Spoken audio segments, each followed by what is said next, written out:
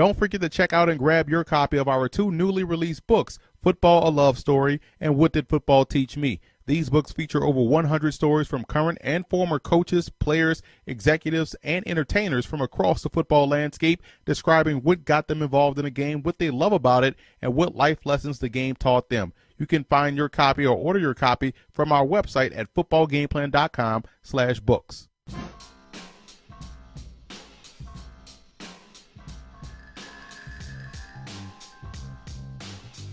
Before we get to the report, if you like our style of video and analysis, feel free to show support for Football Game Plan by dropping by our YouTube channel at youtube.com/footballgameplan and leaving a little something in the tip jar. Every little bit helps us as we continue to improve the quality of our videos and the coverage we enjoy bringing you guys each and every time we put out a project. Thank you again for your support.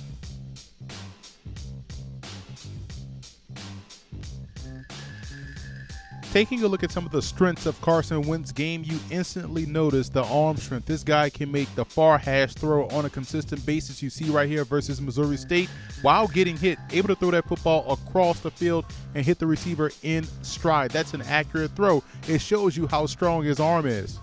And here's another example right here against South Dakota State. Far hash coming back across the field on a deep out route, hits the receiver in stride. Great timing route, great job by Carson Wentz.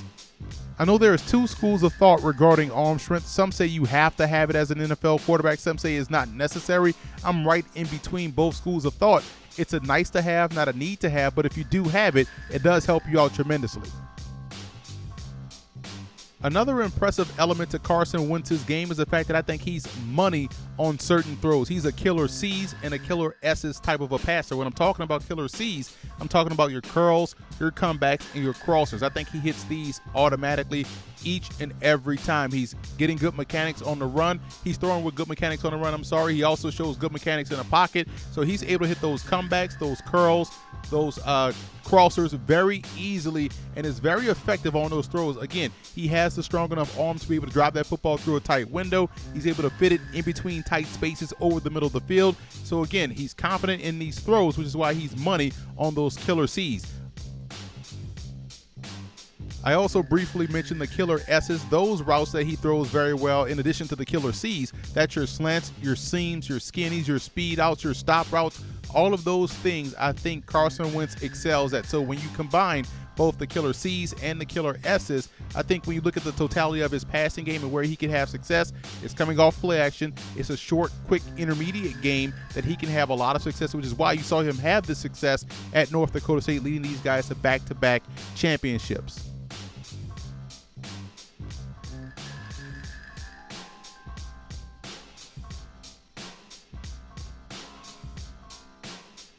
One of the areas of improvement in Carson Wentz's game, I think his placement is very inconsistent, especially on deep throws. You see right here on the post, that guy was open when he made the break in. You have to throw that football. You have to be a little bit more anticipatory on these throws. Same with this one, going down the sideline. A running back has that defender beat. You have to put that football out in front of him in play so that way he can catch it and score a touchdown. You can't leave points up on the board. And the reason why this placement is a little bit concerning as opposed to other guys' this placement is because of the fact that when you're coming from a run-based offense, people are banking on you making the plays when they call your number. So when you have these opportunities to go deep down the field like this one, you have to connect. The ball can't hang up there. It can't get caught in the air and become a 50-50 ball if the guy has the defender beat. You have to make anticipatory throws. Again, another example here, the tight end has the defender beat on a corner route. That football has to come out of your hands right now.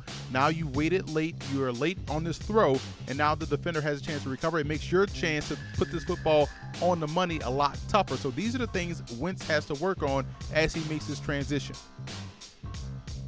Another area where he has to improve is scanning the entire field. I feel as though at times he tends to lock on receivers. You see right here, this receiver is wide open. The next defender is 15 yards in front of him. Give your playmaker an opportunity to make a play, but he locks in on one side of the field, and it ends up being an incomplete pass. You can't continue to focus on one guy because you're going to leave plays on the field. You see right here, this receiver has the defender beat. That is no safety back deep. This guy is in bad position, but Wentz focuses on the receiver at the bottom of the screen, going against the defensive back that is in perfect position to make a play.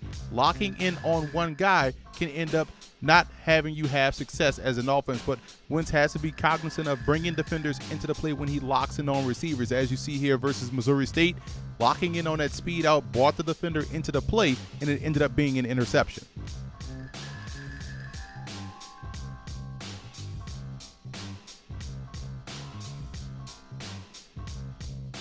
The best comparison for Carson Wentz, in my opinion, is Matt Castle of the Dallas Cowboys. Both are very good athletes. They can run. They can hurt you with their legs. They both are great rhythm passers coming off play action. They both throw the killer C's and the killer S as well. I think this is an ideal comparison for Carson Wentz.